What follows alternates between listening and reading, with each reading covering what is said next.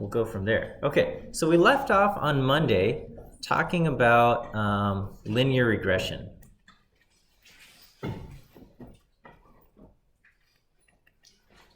Okay, and the example that we were using was on was talking about the width of books, and we said something like width hat is equal to 6.22 plus 0.0366 times pages.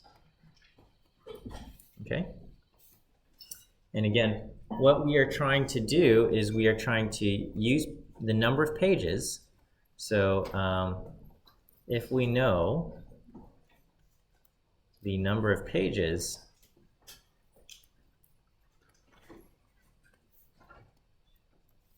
we would like to predict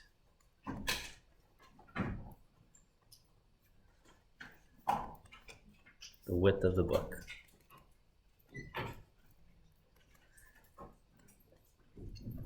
Okay.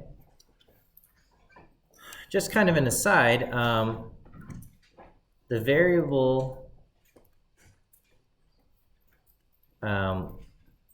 we use to make the prediction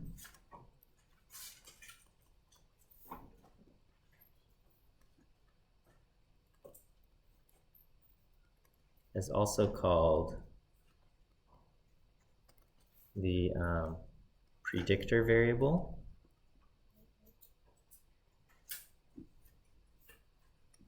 The explanatory variable,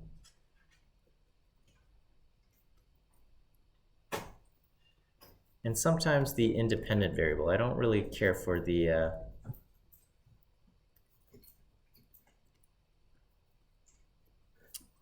use of the word independent there. Okay, and so in this case, the variable we are using to make the prediction is pages. Okay, so this is the explanatory variable. Okay, and then the variable being predicted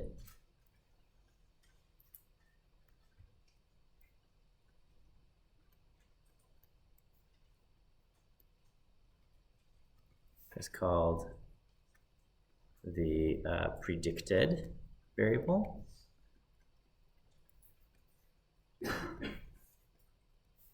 Or the response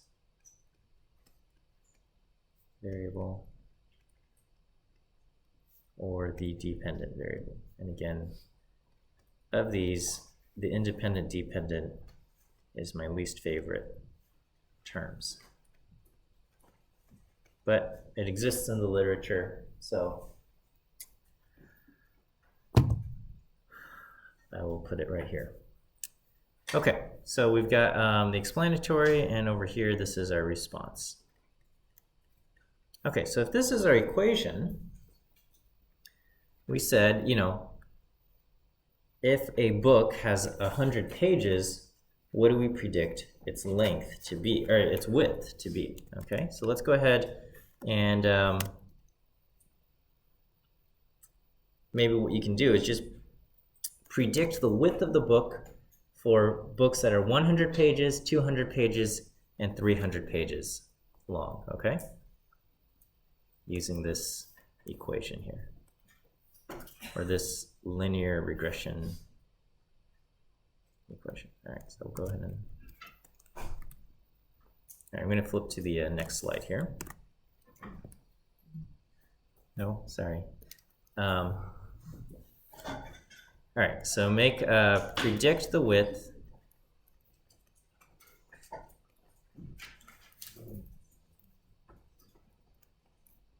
for books that are 100 pages, 200 pages, and 300 pages. Okay, go ahead and this is width in millimeters. Okay, so go ahead and take a minute to do that. Shouldn't be too hard if you have your calculator. Okay. All of you, I'm pretty sure, have your phones on you, so you should have a calculator. Of course, on the quizzes and stuff, you can't use your phones for your calculators, just because there's issues with that.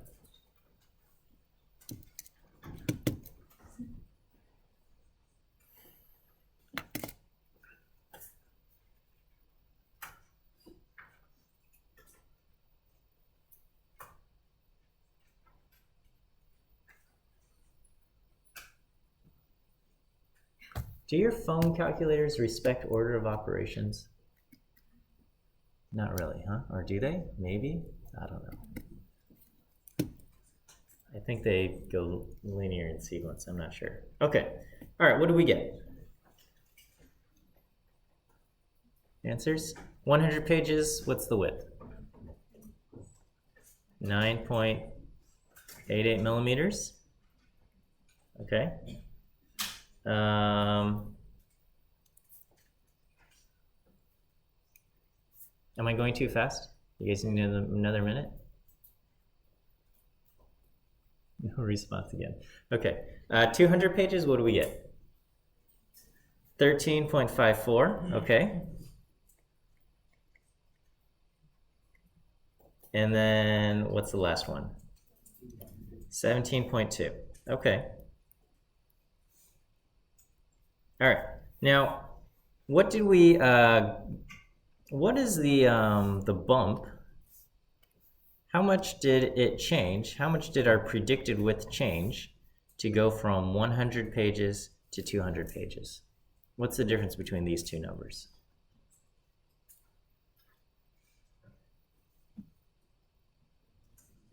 3.66 millimeters, right? Okay. And how much did the width change when I went from 200 to 300 pages?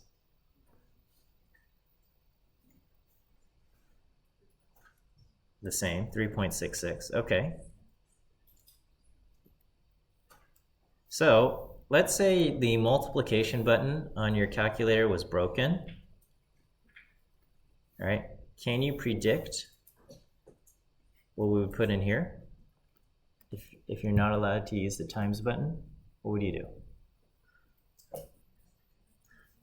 To go to 400 pages, we would just add another 3.66, right? And so we would get what?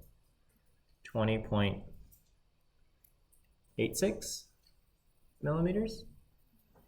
Yeah? Okay, and where did this 3.66 come from?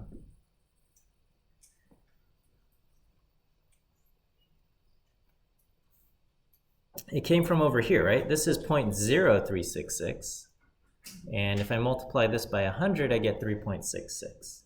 Okay? And so this gives us a little bit of insight into what the slope means, okay? So our slope is 0.0366, okay? And what does this mean? What this means is that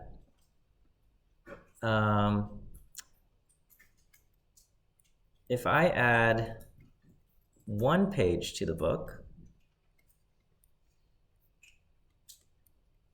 okay, the prediction,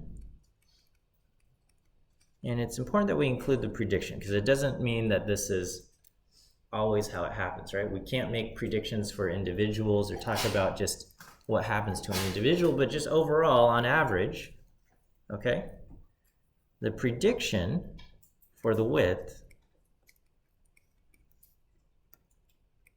goes up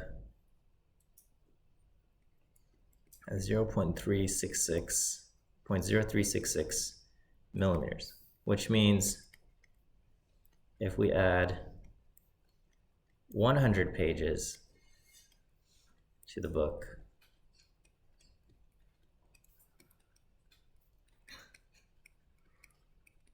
the prediction for width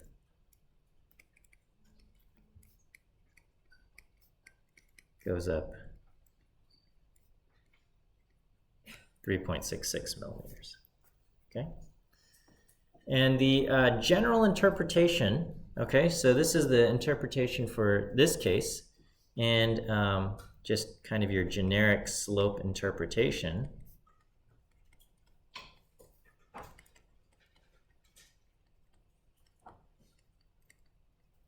will be that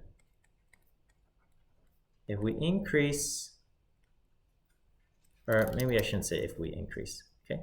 I'll say if the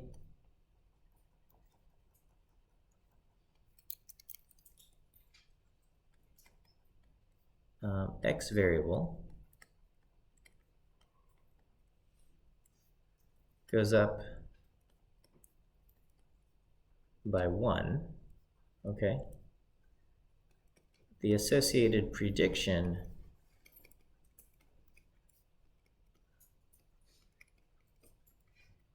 changes by the slope. Okay, so if the x variable, the predictor variable, the explanatory variable, whatever you want to call it, if that goes up by 1, the associated prediction changes by the slope. That's what we have. Now, this is not to say, I don't want you to take this as a kind of a cause and effect relationship, or this is what's going to happen to one person, okay, or one unit here, okay? It's more so like, on average, if we're looking at things with this x, on average, what is its value? And if we look at things with a different x value, on average, what is its prediction? That's what we're talking about, okay? It's not that if, you know, we're trying to predict someone's salary based on their years of schooling, that if they go to school one more year, their salary will definitely go up by this amount. That's not what we're saying. We're just saying that on average, people with this amount of schooling make this much, and people with an additional year of schooling on average make this much more, okay? So just we're talking again about averages for kind of everybody that fits this trait versus everybody that fits this trait. We're not talking about one individual and what's going to happen to this one individual, okay? We can't make predictions about individuals.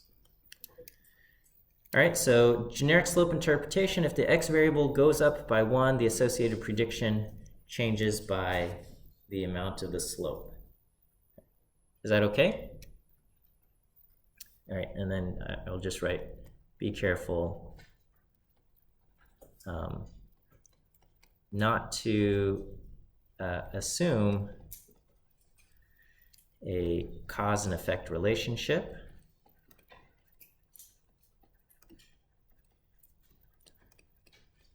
And this is a statement about kind of averages and not individuals.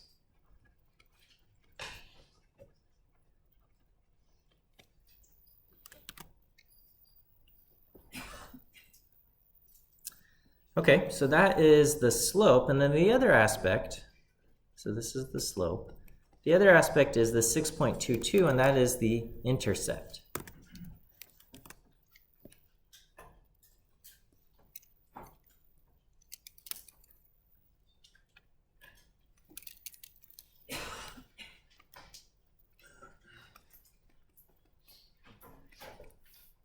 Okay. All right, and so here the intercept is equal to 6.22, okay? And the interpretation for the intercept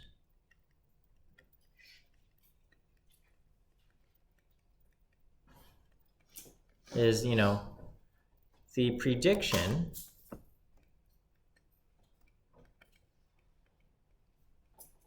if x were to be 0.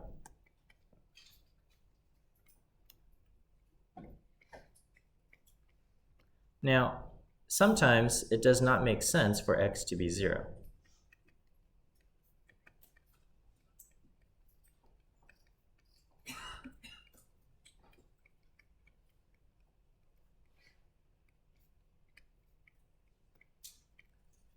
And in that case, the intercept does not have a meaningful interpretation.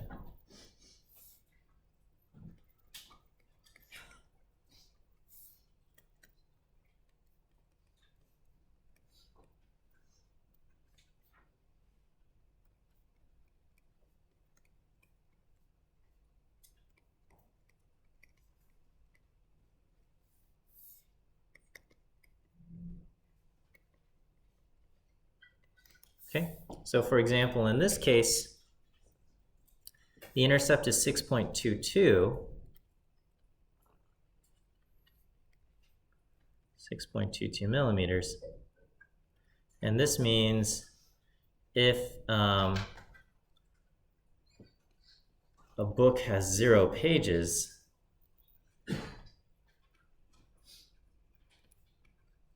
we predict the width to be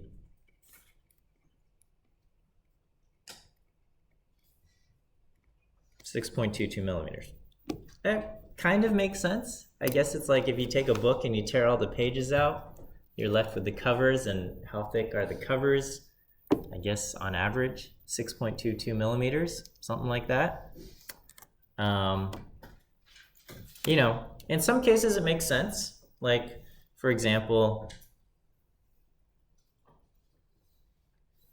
we could have like predicted cost is equal to 21,000 minus I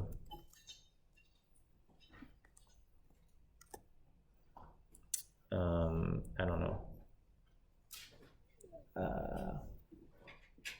0.11 times mileage. Okay, so this is like used car cost. And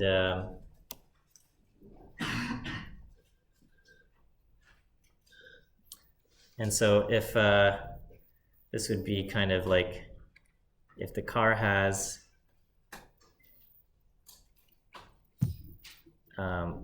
you know, every mile you drive maybe reduces the cost of the car. On average, you know, our prediction goes down by about 11 cents, okay? And this would be, the intercept would be the cost of the car if it had no miles driven, okay? So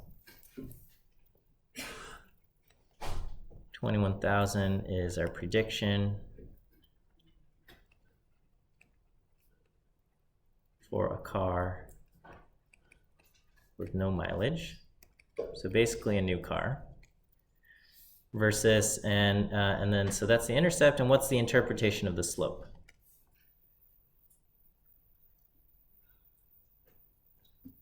Okay, if the mileage goes up by 1,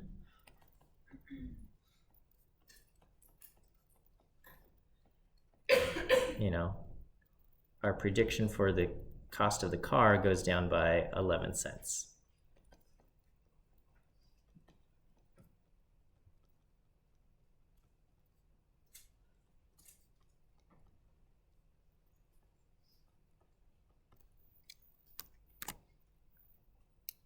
I don't know, I'm just making that up, okay?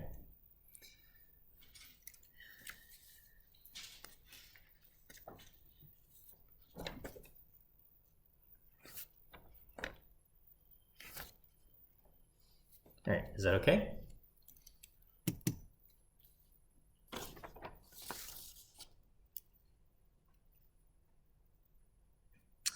All right,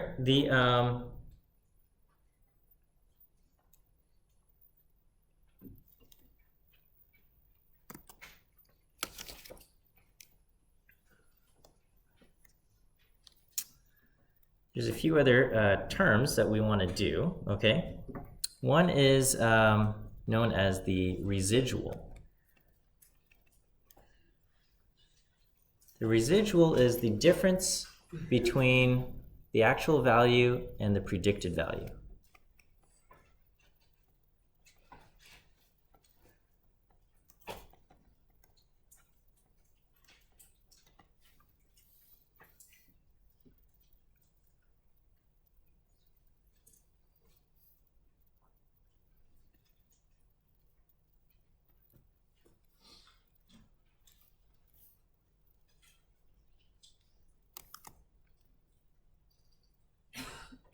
Okay, so the residual is going to be from here to here, okay? This is what we predicted.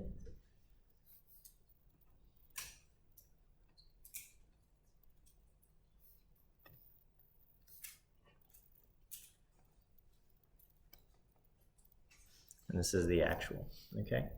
And so let's say we were doing the cost of the car is 21,000 minus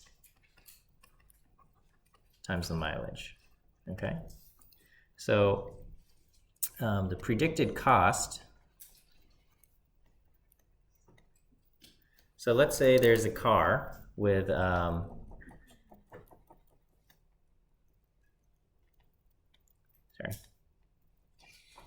so there's a car has, we'll say, 60,000 miles on it. Okay, and it is listed for sale at, we'll say, $14,000.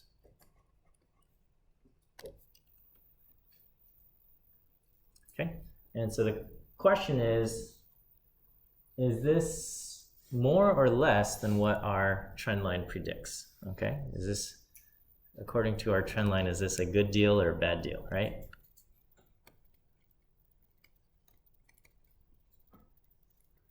Or we'll just ask, what's the difference, right? What's the difference? What is the residual? What's the difference between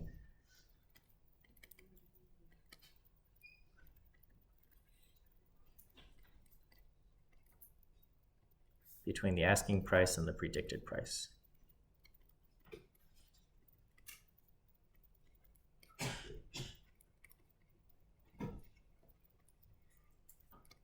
Okay, so so what's our predicted cost?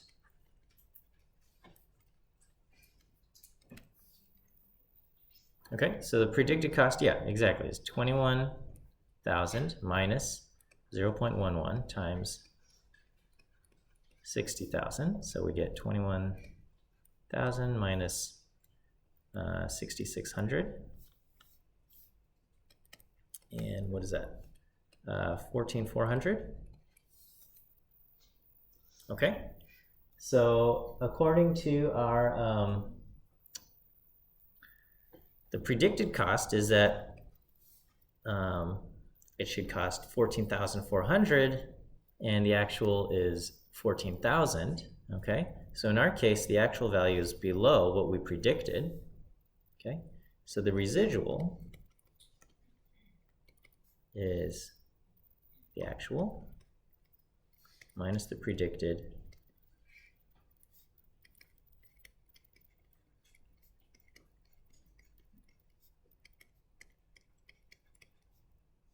the residual is negative 400.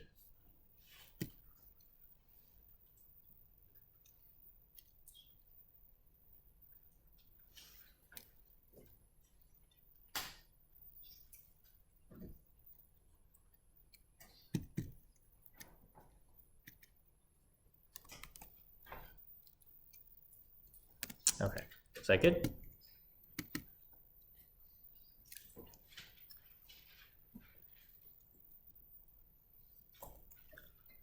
All right, and so the last thing, or not the last thing, I got to give you some warnings, okay?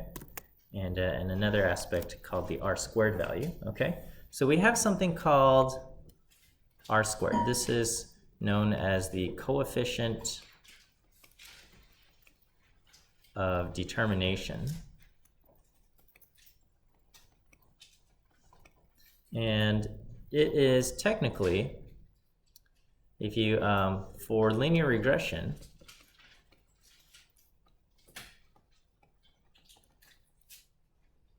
R-squared is equal to the correlation squared, okay? For simple linear regression, R-squared is equal to little r, the correlation squared. And so R-squared, because correlation is always between -1 and +1, R-squared is always between 0 and 1.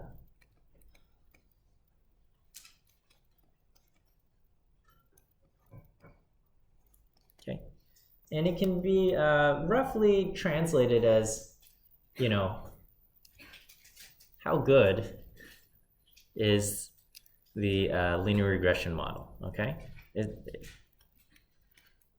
can be used to measure, quote, how good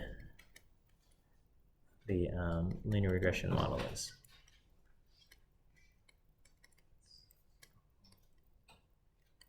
Okay. I hesitate to say this because I don't want you to just blindly use this number as the end-all be-all, okay? You know, your opinion of a movie is not solely the Rotten Tomatoes score, right?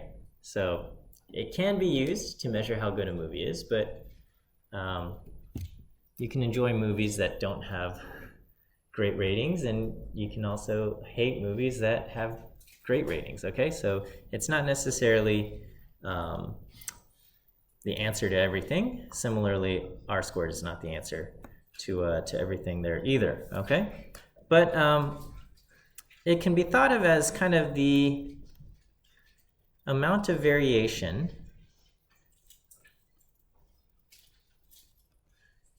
in Y that is explained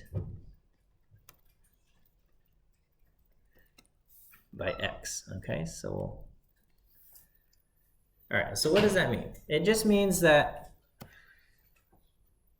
you know, the value that we're looking at, so if we're talking about the cost of a car, okay? Cost is equal to 21,000 minus 0.11 mileage times mileage. Maybe my R-squared value is equal to 0.75, okay? And so if we think about, you know, what goes into determining the cost of a car, and this is, again, just kind of a loose explanation. This is not technically how it works, but maybe we can think of like what goes into determining cost, right? And so one of these things will be like mileage. And let's just assume we're all talking about like the same make and model, okay?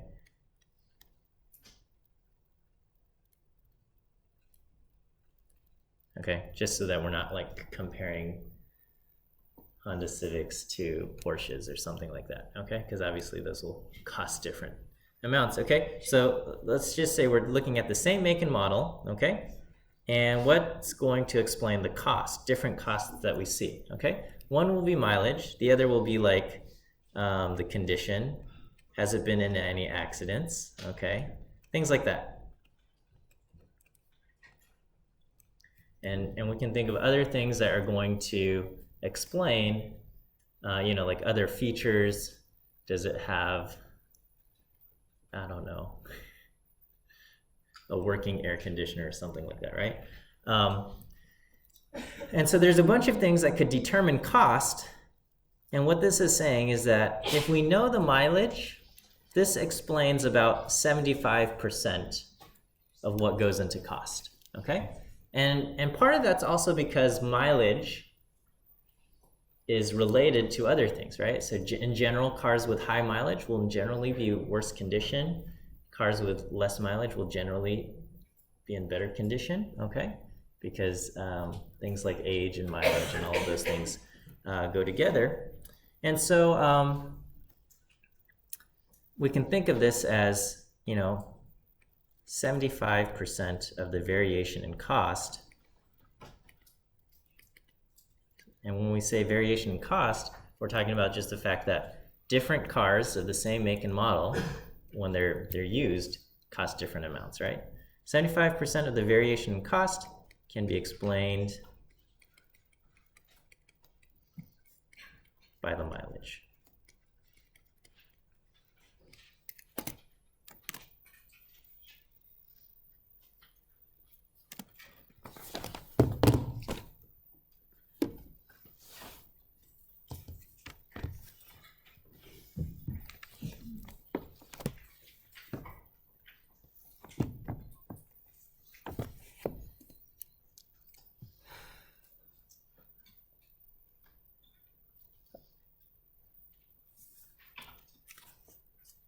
So far, so good?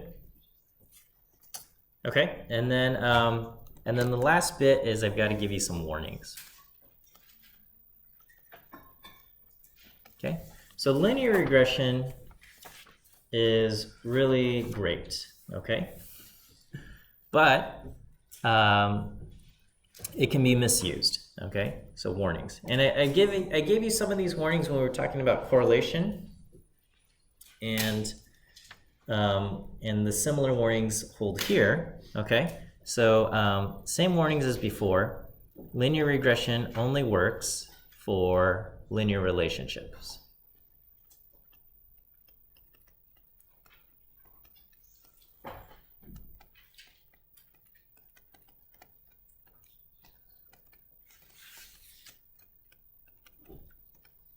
Okay, and again, how do we tell if something is linear or not?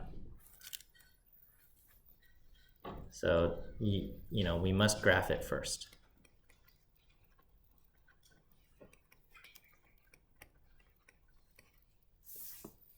Okay.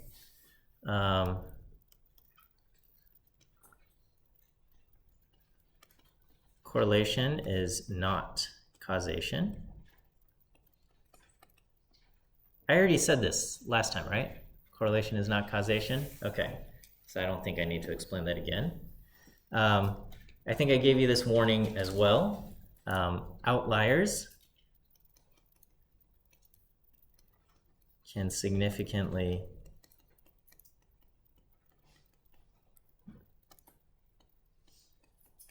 impact the kind of prediction line.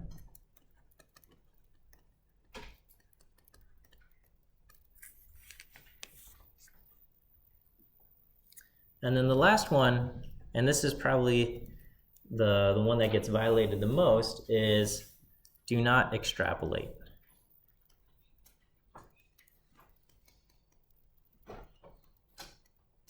Okay, and extrapolate means using your prediction line to make predictions where you haven't collected any data, okay? Trying to make predictions, I'll say, you know, far into the future.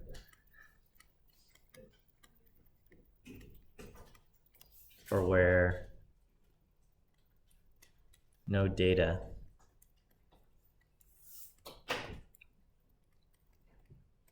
has been collected, okay? So silly example.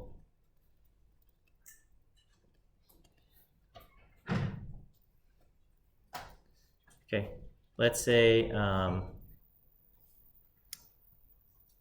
you are a parent and you have a child and you measure your child's height, okay?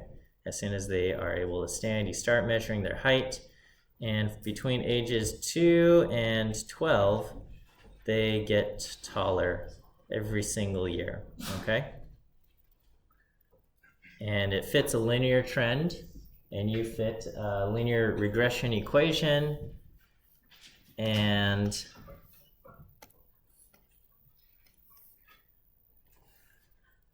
so you say when the child reaches 50 years old, my kid will be, I don't know, 20 feet tall or something like that, okay? And of course that's silly, because we know that as far as height goes, it increases, but then at a certain age, it levels off, right?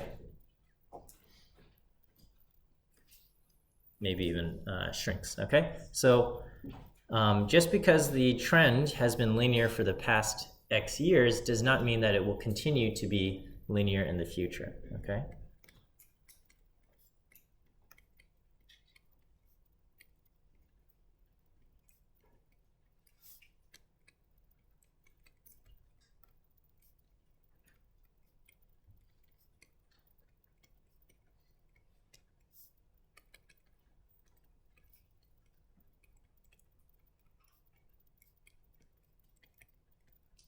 Okay. So sometimes you know, adding something to it will continue linearly, and then at a certain point, adding more has diminishing returns and doesn't affect it anymore. Okay, so sometimes, like if you can have a linear trend, you know, up to a certain point it's been linear, and then after that it's possible that at a certain point it just kind of levels off.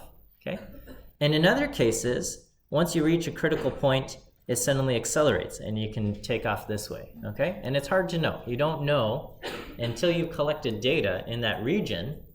You don't know what's going to happen. Okay, so so you have different people with different opinions that will say like, oh, this is what's going to happen in the future. Other people might say this is what's going to happen in the future. Others might just say it's going to continue linear. We have no idea, right? I mean, it could even go like this. Who knows? Okay. So what happens in the future? We don't know. We don't know. Okay.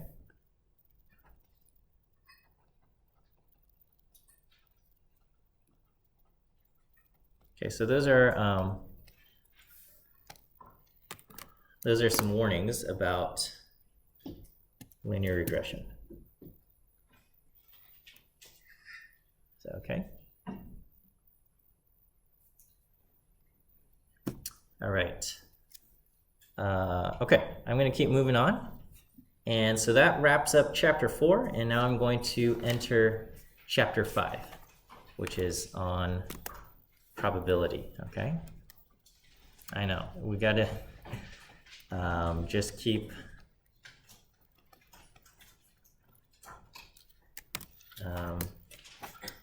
plugging along. You will have a quiz on Monday, okay? And I know you feel like you just took a quiz because you did 2 days ago, and you've got a quiz coming up on Monday that covers chapters 4 and I guess whatever I get through in chapter 5. And I know it feels like a lot, but I believe that this actually is beneficial for you guys because when I first started teaching, I only had a midterm and a final, and I found that a lot of students didn't study until they got right at the midterm. And anyway, once I started doing kind of quizzes throughout the quarter, I found that everybody's scores in general went up. They studied by forcing them to kind of take these low stakes quizzes throughout the quarter. People studied, learned it better, they did better on the midterm, did better on the final. So I know it's a little bit of a drag that you have to kind of study all of this stuff every single week. And especially in the summer, the scheduling is just kind of compressed and rapid fire. So anyway, I hope you don't begrudge me for all of that. And that's what we've got going on. So you'll have a quiz, chapters 4, chapter 5, and we'll get through this. I'll put topics up again on CCLE, kind of outlining the stuff that I think you should study and take a look at. Okay, so we're transitioning now to talk about probability. Okay, and so everything up to this point, we started just talking about data, how we collect data, how to describe data, whether it's just one variable, one distribution of data, or a relationship between data. Okay, so we've talked about data, and now we're going to start talking about this other stuff called probability. Okay, and we'll take like a small discussion of probability because I guess next week or the week after, we're going to bring together our discussion of data and discussion of probability to do statistical inference. The whole idea behind probability is trying to decide whether something is likely to happen or unlikely to happen, okay? And we already have a little bit of sense of probability as it is, right? Like I can ask you, if I flip a coin, what's the probability it's going to land heads? And you'll tell me 50%, okay? And I can ask you, I can say, you know, what's more likely, that I get 2 heads in a row or 10 tails in a row? And you'd say, getting 2 heads in a row seems fairly probable, okay?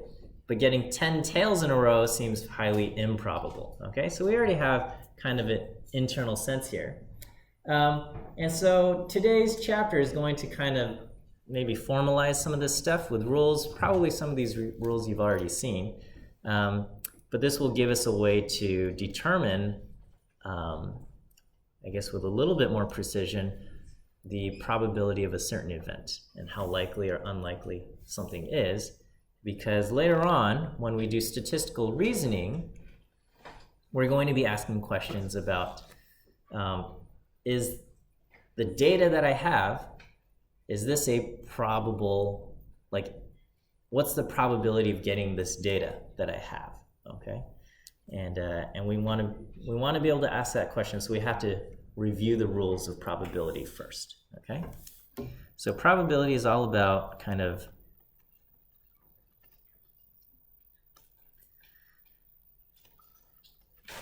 tells us how likely or unlikely certain events are.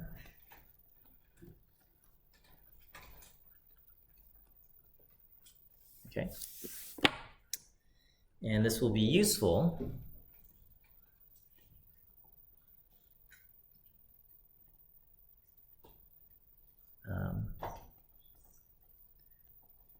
when we want to know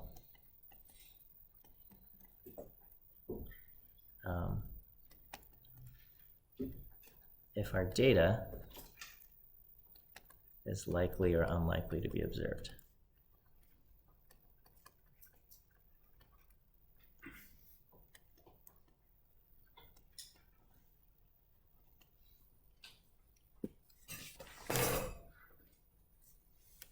Okay, and so we start off just by talking about, like, what does it mean to be random?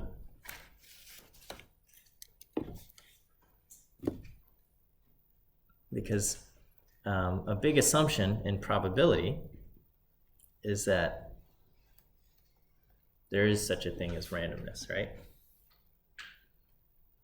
So, so in probability,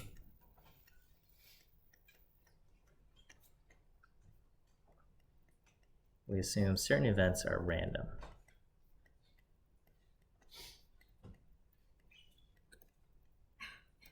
Okay.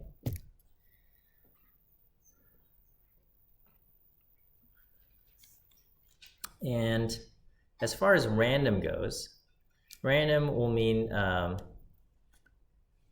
we cannot predict the next outcome.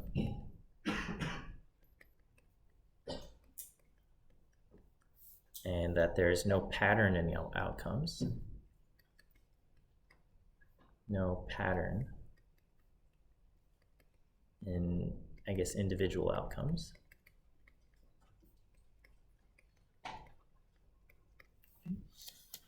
However, it does not mean that we can't make any statements or learn something, right? So, for example, if we're talking about a coin flip, you cannot predict with any certainty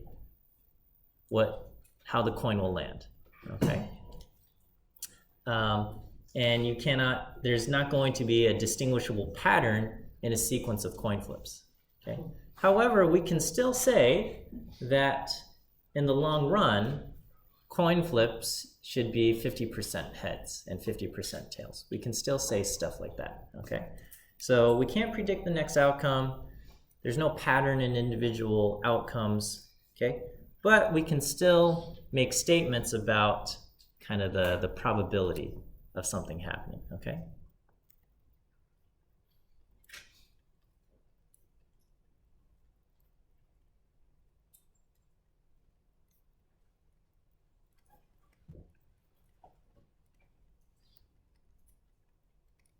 Okay, so for example,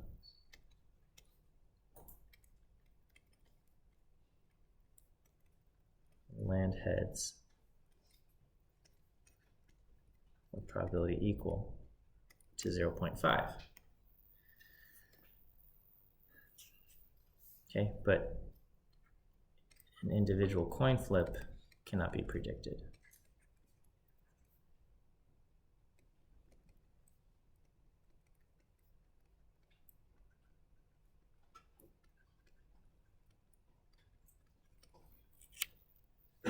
Okay.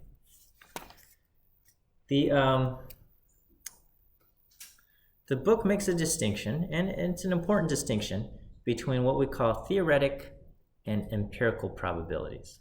I think I'm going to go to the next slide for this one.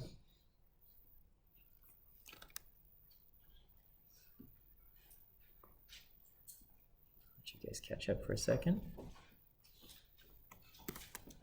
Okay, so we have theoretic probabilities.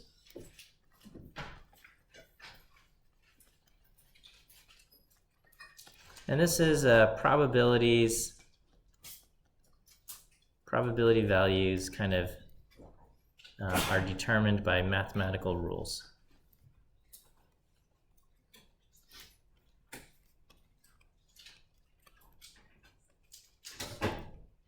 Mathematical rules and assumptions. Okay? And this is pretty much going to be the focus of our chapter, okay?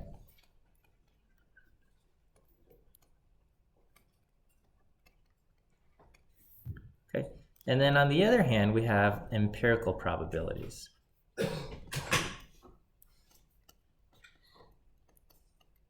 And this is probability values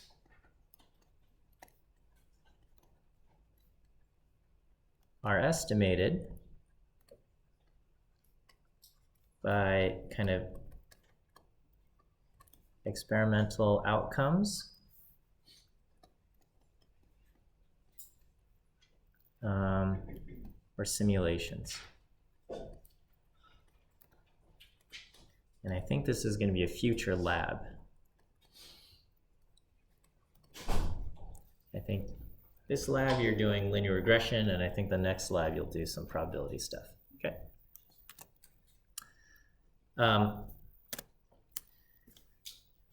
So empirical probabilities, this is useful when the math to do the theoretic probability gets too complicated, right? So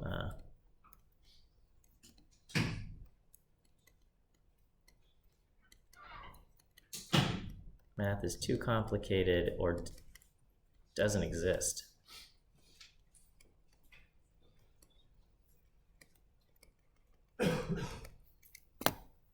Okay, so for example, if you get sick or get some kind of disease and you have to go to the hospital and they give you they talk about different treatment options, they might say this drug has a 75% success rate, okay?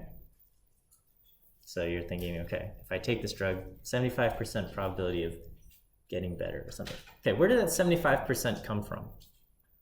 Okay, there's no math that exists right now that says, well, we plug in these numbers for this drug and we're gonna get out some probability, okay? That doesn't exist, okay? That number, 75%, is based on past experience, okay? So what they're saying is that we've given this drug to a bunch of other people in similar situations as you, and maybe we gave it to 100 people, and of those 100 people, 75% of them got better and 25% of them didn't, okay? And so that number for, something like that 75% probability that they're giving you or telling you is based on kind of experimental outcomes or real life data, okay? So we have that. And that's different from theoretic, okay? And the assumption there is that because this happened in the past, this is the rate of success in the past, that this will be your rate of success or your probability of success, okay? So, for example, an experimental drug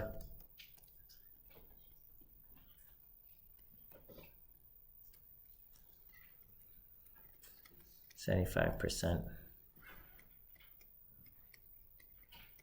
success rate.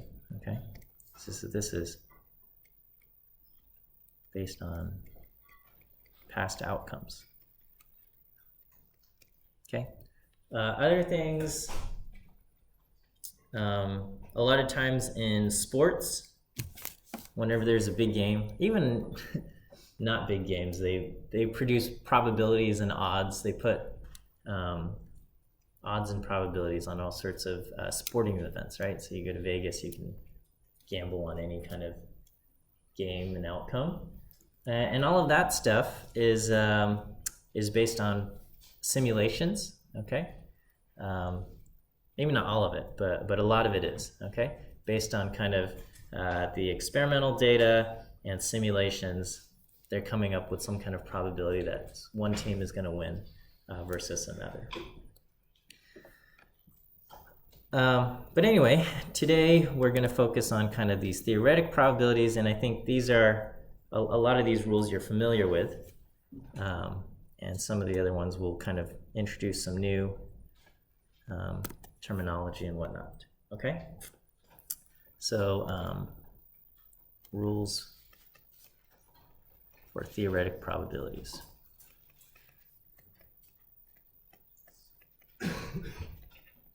Okay, so we might have say that there's some event called A. Okay, so A is going to be some event, and we say the probability of A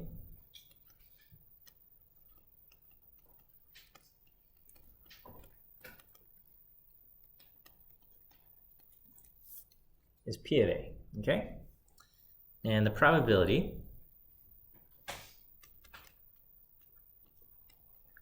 of any event is always between 0 and 1. Okay, so we say 0 is less than the probability of A is less than 1, okay? Less than or equal to 1, where 0, if probability of A equals 0, A never happens. And if probability of A equals 1, A is certain, okay? Certain to happen, I guess. Or it already has happened, I don't know, okay? And then we have something called the complement.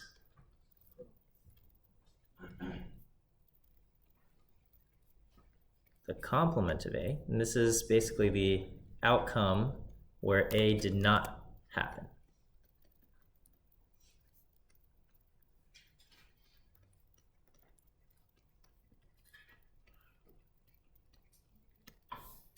And we can say the probability of not A is going to equal 1 minus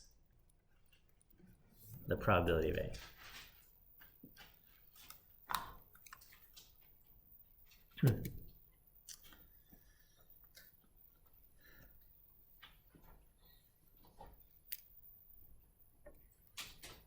Okay, and so, and then we'll say simple outcomes. Simple outcomes are equally likely. And so we say that the probability, if A consists of kind of simple outcomes, then the probability of A is equal to the number of outcomes in A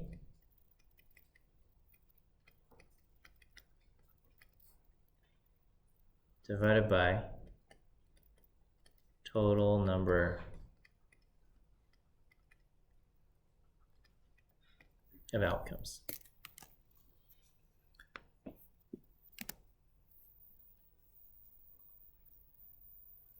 All right, so I just threw a bunch of rules up there, and we'll do a few examples to kind of work through these.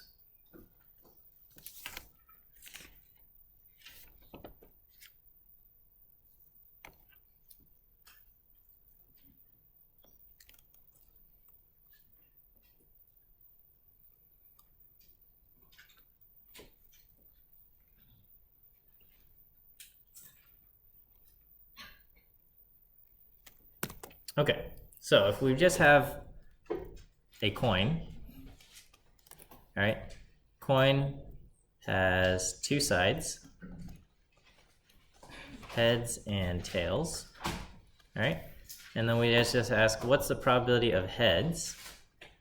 Okay, so this is what we consider simple outcomes. Okay, heads and tails are simple outcomes, they are equally likely.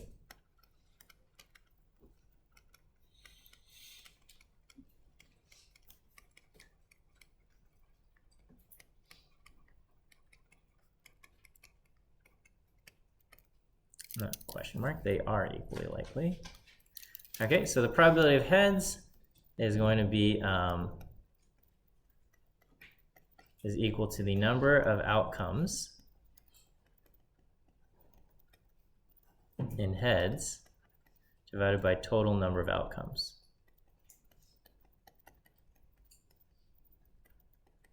Possible outcomes, which is one of the two outcomes are heads, and so the probability of heads is 1/2, and we get 0.5, okay? And we get the probability of not getting heads then will be 1 minus 1/2, which is also 0.5. Okay, so that's highly uninteresting. But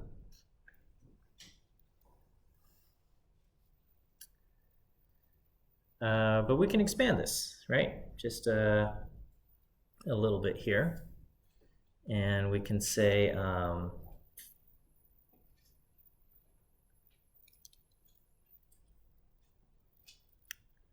we're going to roll 2 dice. Okay. And we can say, what is the probability that the sum equals 7? Okay. So when you roll 2 dice, there are a lot of possible outcomes. Okay, there's 36 of them.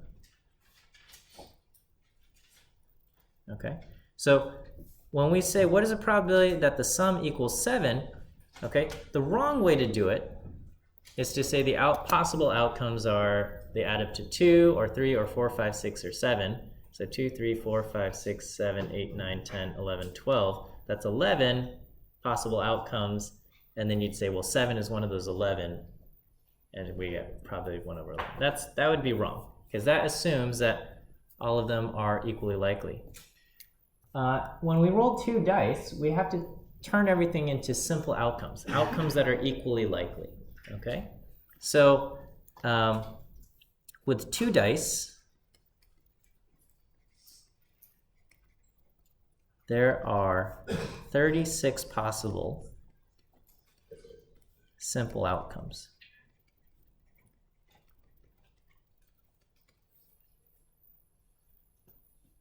Okay, and so you can get a 1, a 2, a 3, a 4, a 5, or 6 on one die, and you can get a 1, a 2, a 3, 4, 5, or 6 on the other die.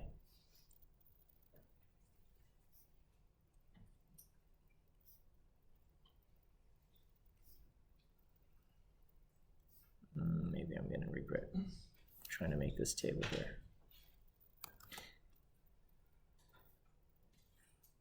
Okay, so we could go through and fill out this 6 by 6 table, okay? And over here, the sum is 2, 3, 4, 5, 6, and 7. And here we have 12. So this is 7, 8, 9, 10, 11, 12. And we can go through and see how many ways there are to get 7, okay? So we can get 1, 6, 2, 5, 3, 4, 4, 3, 5, 2, and 6, 1. Okay? So there are 36 possible simple outcomes. Okay? So all 36 of these outcomes are equally likely. Right? So it's just as likely to roll a 1, 5 as it is to roll a 3, 6. Okay? So any one of these 36 possibilities are equally likely. And how many of those 36, how many add up to 7? 6 of them do, okay? So the probability of basically sum to 7 is going to be equal to the number of outcomes that sum to 7 divided by the total number of possible outcomes.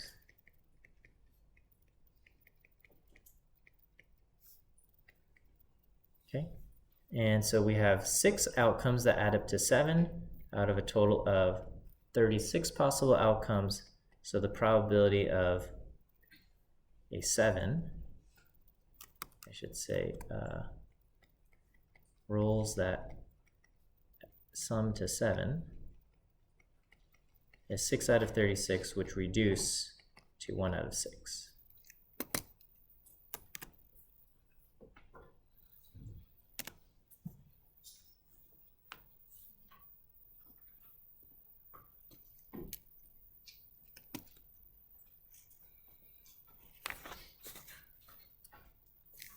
Is that all right? Okay. I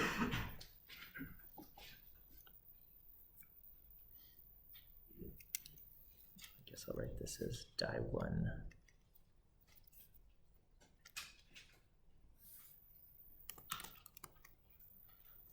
Okay. Then we got some Venn diagrams. Hang in there. Okay. So these are useful for or and situations. Okay.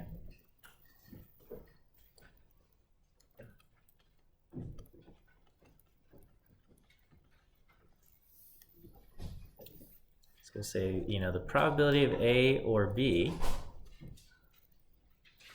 okay, is equal to the probability of A happening or B happening or both.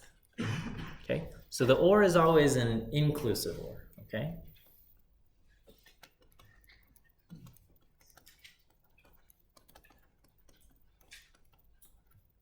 Okay, in a lot of languages, and English is one of them, or is ambiguous, whether it is an inclusive or an exclusive or, okay? Do you like chocolate or vanilla ice cream? You can answer that yes. You can answer it, I like chocolate, okay? Or you can answer it, I like vanilla, or no, or whatever, okay? So it's an inclusive, here we're talking about an inclusive or situation. And so the equation is going to be the probability of A plus the probability of B minus the probability of A and B.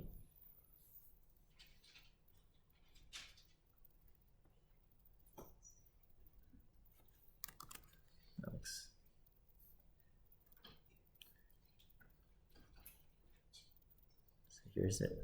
Circle there, and here's the circle there for B, and so A or B is basically this shape here, okay, which is equal to the probability of A, I should say the probability of this, okay, plus the probability of B, which is this entire circle. Okay, but the problem is then I have double counted this, the overlapping part. So we have to kind of subtract off probability of A and B, the overlap. Okay, we only want to count it once.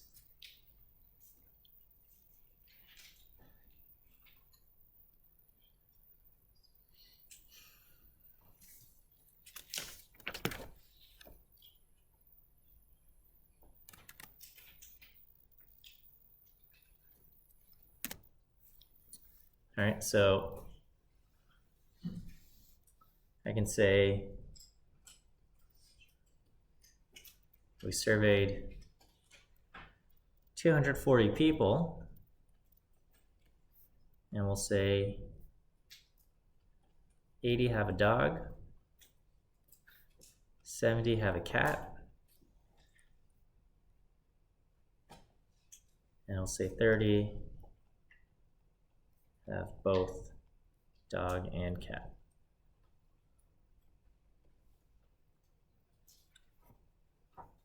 Okay, and I can say if I pick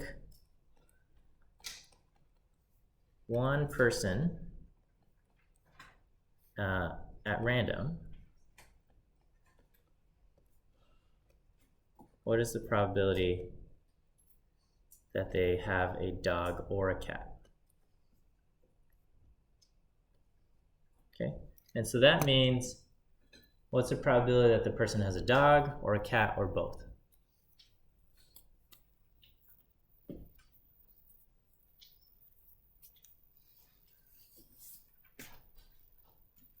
Should I give you a minute to figure this out?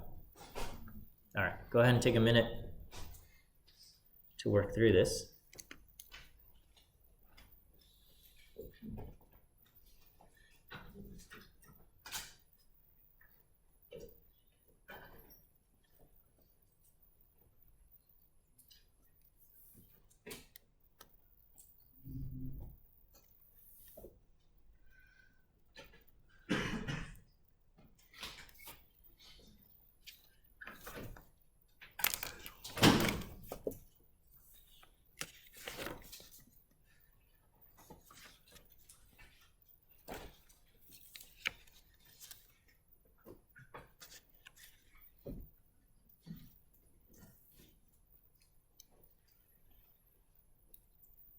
All right, what do we get?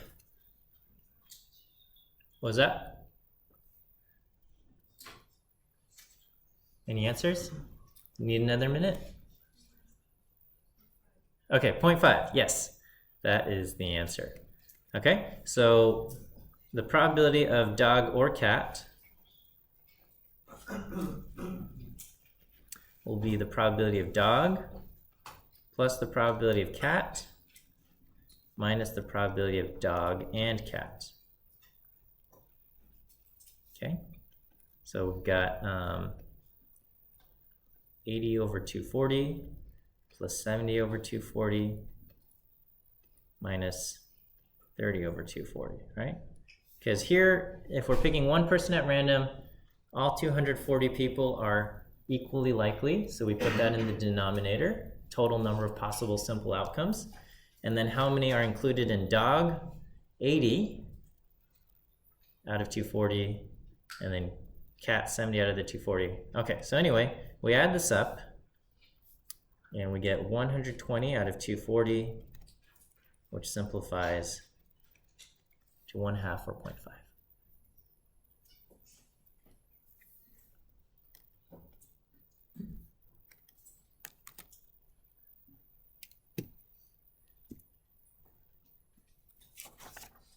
Is that good?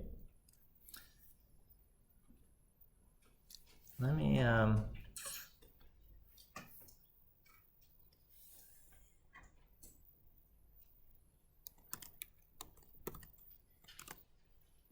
oops, I don't want to do that.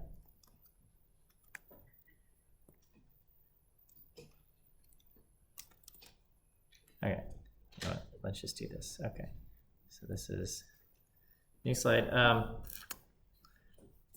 We can also, I don't know, debating how much time I want to spend on this. You can also make another like table to kind of help you answer some of this stuff, okay? So we can do people with dogs versus no dogs,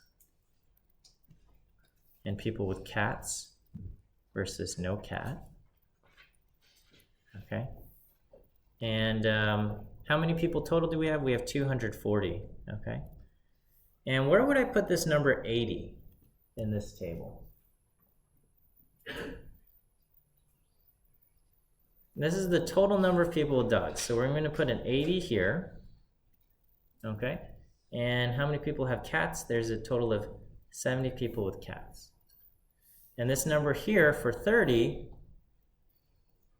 goes right here, okay? So these numbers in black come from the table, and we can fill in the rest because we have the numbers. We can fill in the other numbers, okay? So I can do 30 plus, this is gonna have to be 40, right? Because 30 plus 40 have to make 70. And so how many people have a dog but no cat? 50 people, okay? And how many people have no cat at all? What comes here? 170. And how many people have no dog at all? 160, okay? And so the numbers that add up to here will be 120. Is that okay? All right, and so then I can ask other questions like, who has, I don't know, whatever, a cat and no dog or something like that, okay? What's the probability of getting a person who has a cat and has no dog? Then you could say cat and no dog is 40 out of 240, right? I'll write that down. Probability of cat and no dog. The cat only people. So that'd be 40 out of 240. 1 out of 6 or something like that.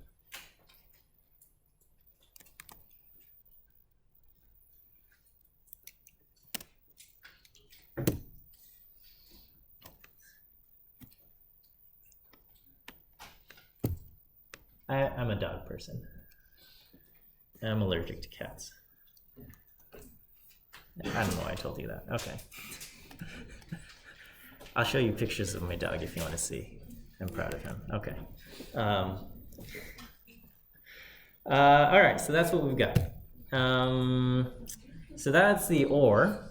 Okay, we have rules for AND. Oh, wait, I'm sorry. Before I get to that, we also have something called mutually exclusive. Okay, so this is still, sorry, before I get to the AND rules, we've got mutually exclusive events. Okay, mutually exclusive in this case means the two events cannot happen together. Okay, mutually exclusive events are two events, or just events in general, that cannot happen together.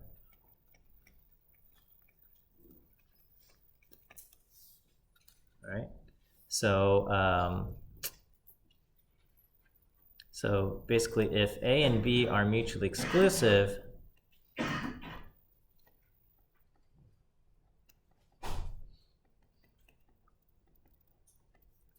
the probability of A and B is equal to 0. The two events cannot happen together.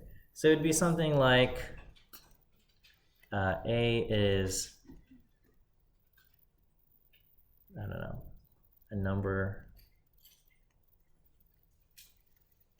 is even and B is, I'll say the roll, a number is even and B is, a number is 7, okay? If A is true, if it's even, it cannot also be the number 7, okay? And likewise, the opposite. If it's 7, it cannot also be even. And so the picture there, this is not that exciting, but you have A over here and B is over here, okay? And so for mutually exclusive events, the probability of A or B, this is still the rule, probability of A plus probability of B minus the probability of A and B. This part is equal to 0, all right? So the probability of A or B simplifies to just the probability of A plus the probability of B.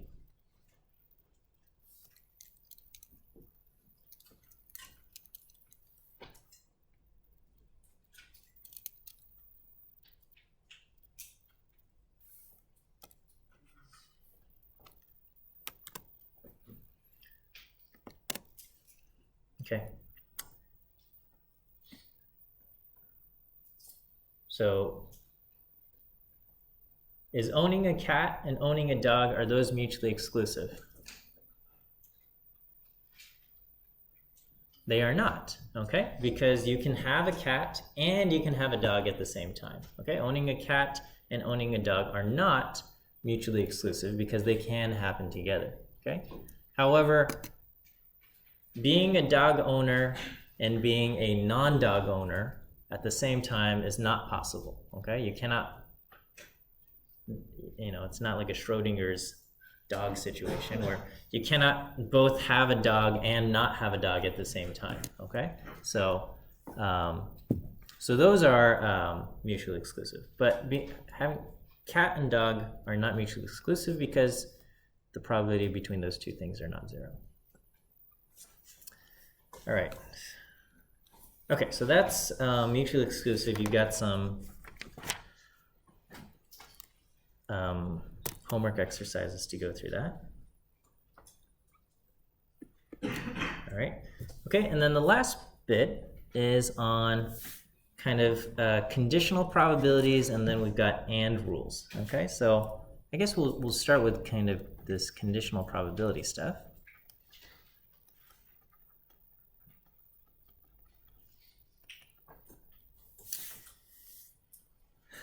And we write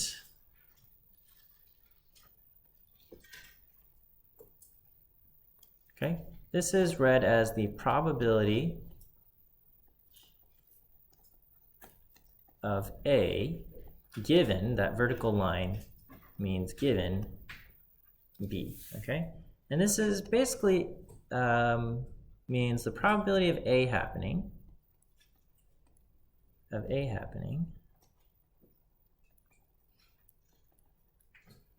if we know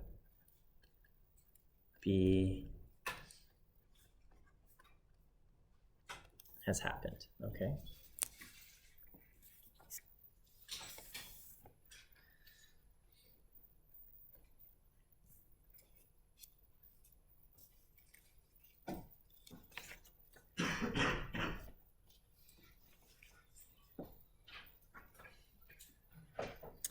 Okay, and so let's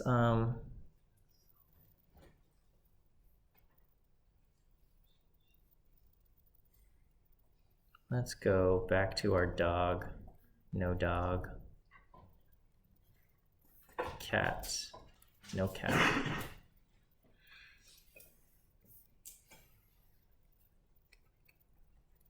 forgot what my numbers were. 30,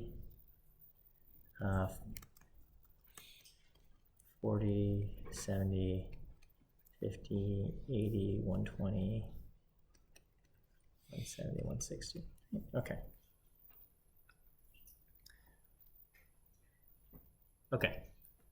So I want to distinguish things. Okay. So we've got, first I'm going to just start off with probability of cat and dog, okay? So we're going to say, I'm going to pick one person out of the 240 at random, okay? So I will pick one person out of the 240 at random. Okay, so tell me, if I pick one person at random out of the 240, what is the probability that this person I pick has a cat and a dog?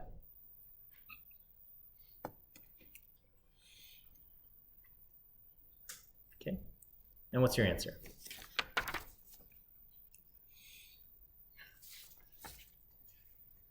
Should be easy, right? We would say 30 out of 240. okay? Which simplifies to 1/8. All right, is that good? So far, so good? Okay, I'm gonna put a couple things up here which are similar but different, all right? So I'm gonna try probability of cat given dog and probability of dog given cat, okay? All right, so what does this mean, okay? This means, okay, given the person has a dog,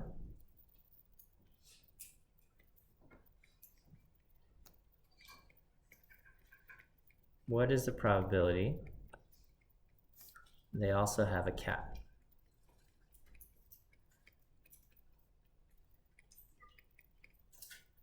Okay. So there's 240 people. I picked one at random, and we have learned that this person has a dog, okay? So how many people have we reduced our kind of possibilities to? 80 people, right? There's a total of 80 people who have dogs. So we're gonna put 80 in the denominator. And of those, how many have cats? 30, okay? So our answer here is gonna be 3/8. Okay, and that's gonna be different from given the person has a cat, okay? What is the probability they also have a dog?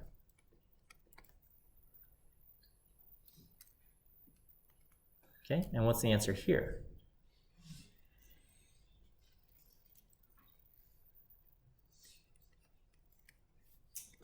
(30/70) or 3/7. Okay, and so these answers are different from one another, okay? They all look kind of similar. Probability of cat and dog, cat given dog, dog given cat. But they are different, okay? Because one is saying we have limited ourselves to kind of this group, you know, given some other thing, okay?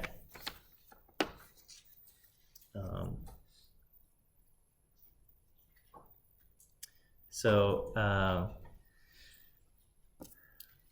it's important to note that the probability of A given B is not the same as the probability of B given A. Okay, so the probability of cat given dog is not the same as the probability of dog given cat. Okay, so keep in mind probability of A given B is not the same. I'll say not necessarily the same.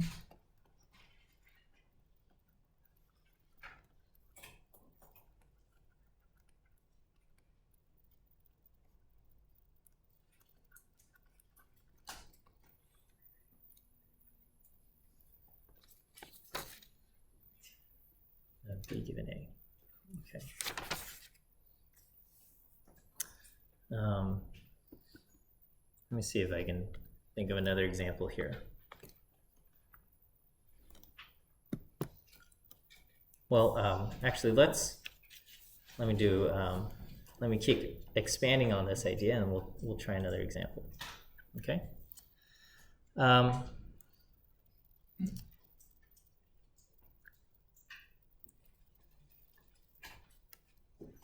If knowing one event has happened,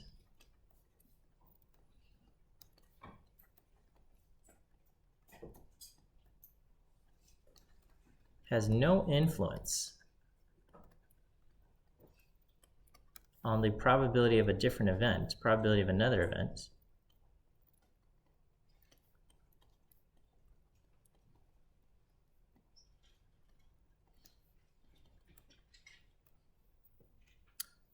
then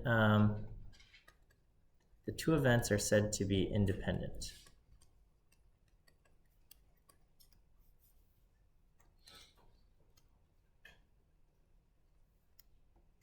okay? And so what this means is that the probability of A given B is equal to just the probability of A, okay? If A and B are independent.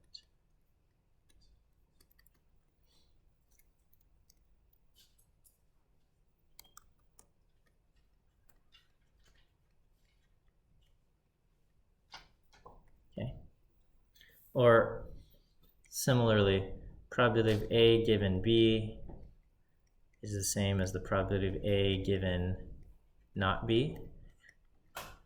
And this is also just the same as the probability of A, okay? So just the probability of A happening is the probability of A happening whether or not B has happened, okay?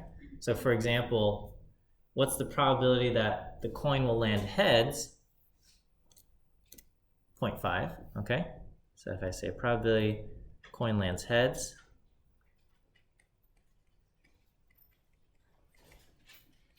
that's 0.5, okay? So, and this is, the probability of getting heads, given that, I'll say the previous flip was tails. Okay? If the previous flip was tails, what's the probability that the next flip is going to be heads? It's still 0.5, okay? So the previous flip has no influence on the next flip, okay? The two flips are independent, okay? Or, okay, so getting heads on the next flip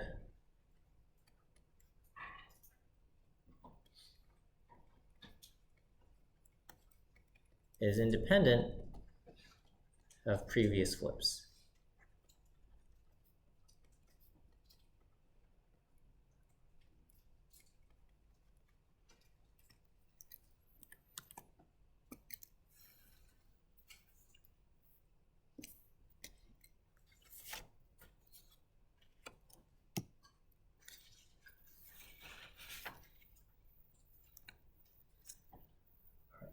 Is this okay? So let's try an example out here.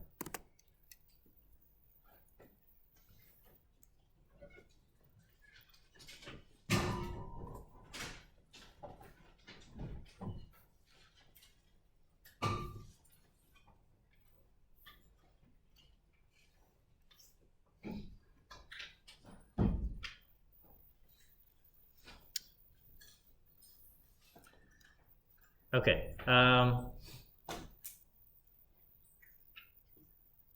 trying to think. All right, so let's say you surveyed people and you asked them, I don't know, what are two,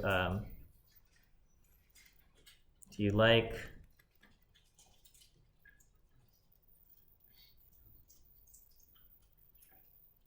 I don't know, some movie. What's a popular movie but not everybody liked? Okay, I don't know. What's that? Did you like Toy Story? Okay, great. All right. Do you like Toy Story? All right. And then other people will say did not like Toy Story. Well, who doesn't like Toy Story, right? But okay. All right, and then what would be something similar in a similar genre here? All right, so if you like, I don't know, some other, we'll do Frozen. Okay, great. And does not like Frozen.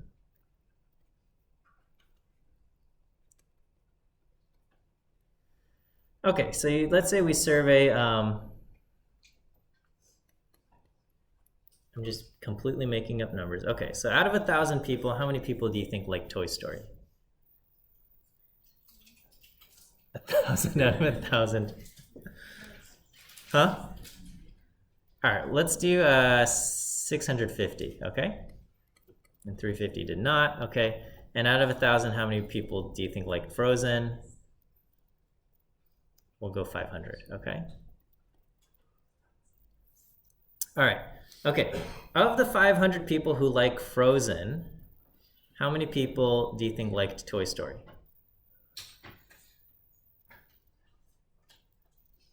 It doesn't matter. All right, let's just throw in 400. Okay, we'll put in 100 here, and we'll do. Well, these numbers have to add up, so we have to get 250, and we have to have 250 here. All right, is that okay? So we just made up some numbers, okay?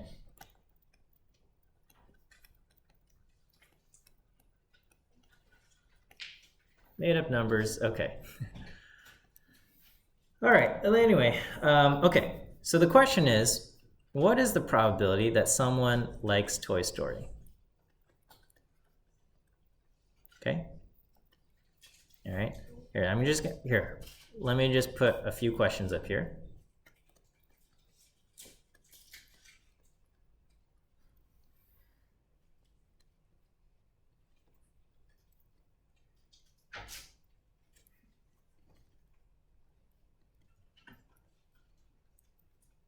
I'll give you a few minutes to work through these.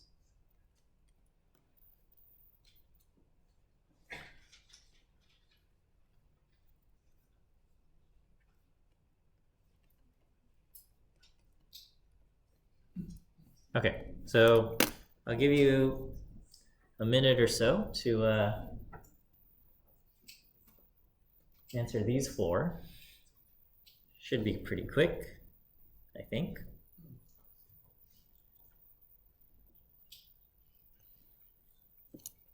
The denominator is 1,000, so it should be easy to divide.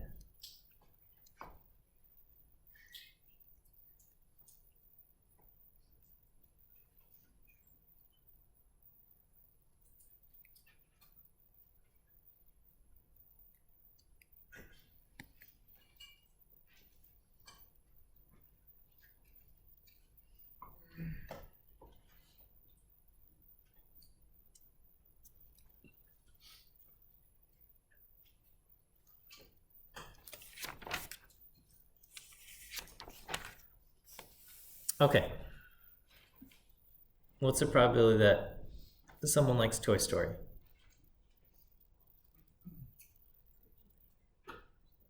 So we're going to do 650 out of 1,000, 0.65, right? Probability that they like Toy Story. So we have a total of 650 who like Toy Story out of a total of 1,000 people. So the probability that they like Toy Story is 0.65. Is that okay? All right, what's the probability that someone likes Frozen? 0.5, right? 500 out of 1,000, 0.5. Okay. Let's do this bottom one. Likes Toy Story and likes Frozen.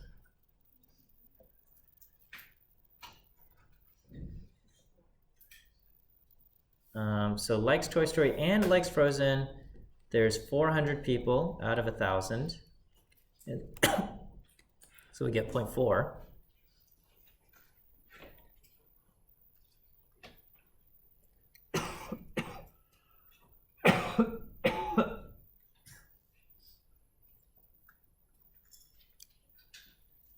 All right, and then likes Toy Story or likes Frozen. So this one is going to be the probability of likes Toy Story. I'm going to just write probability of Toy Story plus probability of Frozen minus probability of both Toy Story and Frozen. Okay, so likes Toy Story is 0.65 plus likes Frozen is 0.5 minus likes both Toy Story and Frozen is 0.4. And so this gives us 0.75.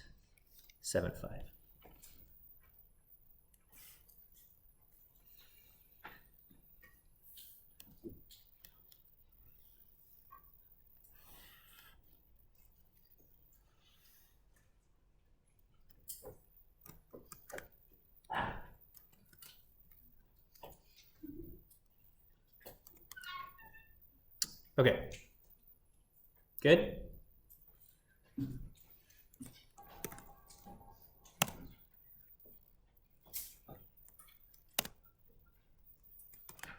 Okay, let me just throw this here. All right, let's continue and with a few more questions. All right, what is the probability that someone likes Frozen given they liked Toy Story? And what's the probability that they like Toy Story given they like Frozen? Okay.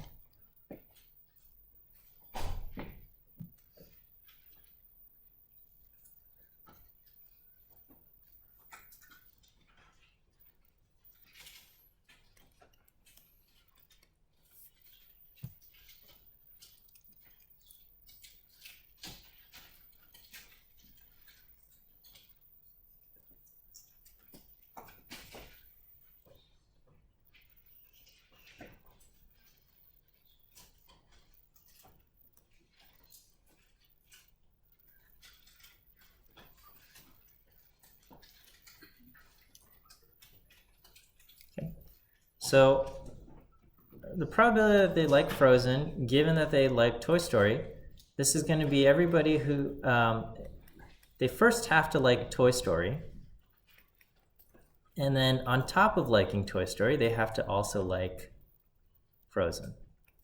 Okay, so how many people like Toy Story? 650, and of those, how many also like Frozen?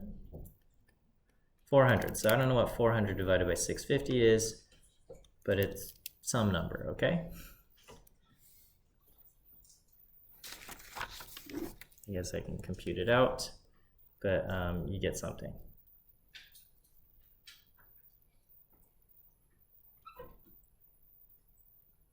Okay, 0.615.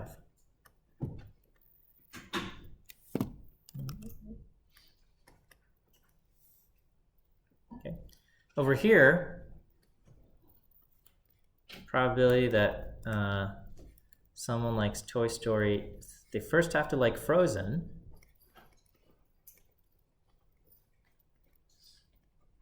and then on top of that, they have to like Toy Story. So we have a total of 500 people who like Frozen, and out of that, 400 people like Toy Story, and we have 0.8.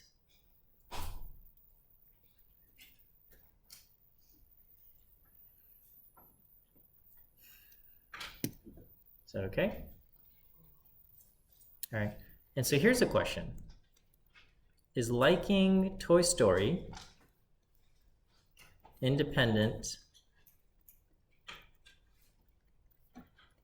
of liking Frozen?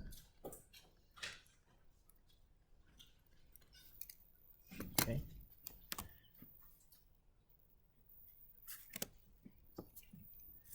Or another way you can think of this is, if we know someone likes Toy Story, does that make them more or less likely to also like Frozen?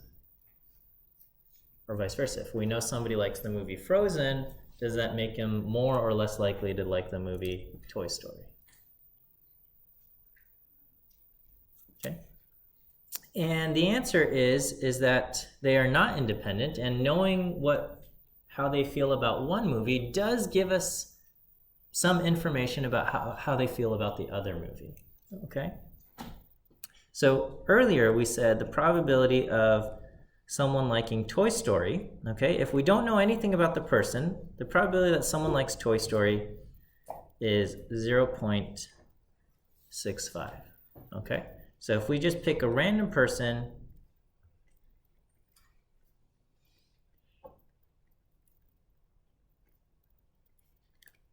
the probability they like Toy Story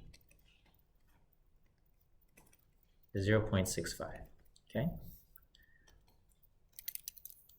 And I'm putting these R's here, okay? Meanwhile, the probability of the person liking Toy Story, given that they liked Frozen, is 0.8. Okay? So if we know that this person watched Frozen and they liked Frozen, then the probability that they also like Toy Story goes up a little bit to 0.8, okay? So if we are given the fact that they like Frozen,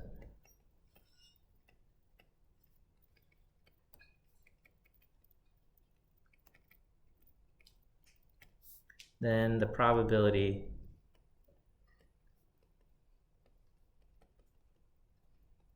they like Toy Story is 0.8. Okay, and so because these two are different,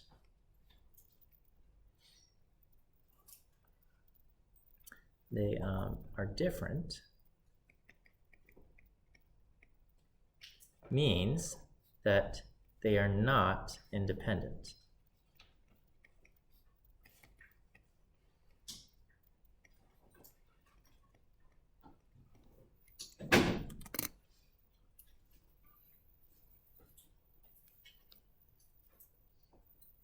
Okay, so knowing how the person feels about one movie tells us information about how they feel about other movies, okay? And this is what, at a loose level, this is what powers Netflix recommendations and also your YouTube recommendations, right? Based on what you've done over here, they start recommending other stuff to you, okay? All right, we'll end here for now. You can expect some questions kind of like this on the quiz. I'll list off some other topics on CCLA as well. Okay, good luck.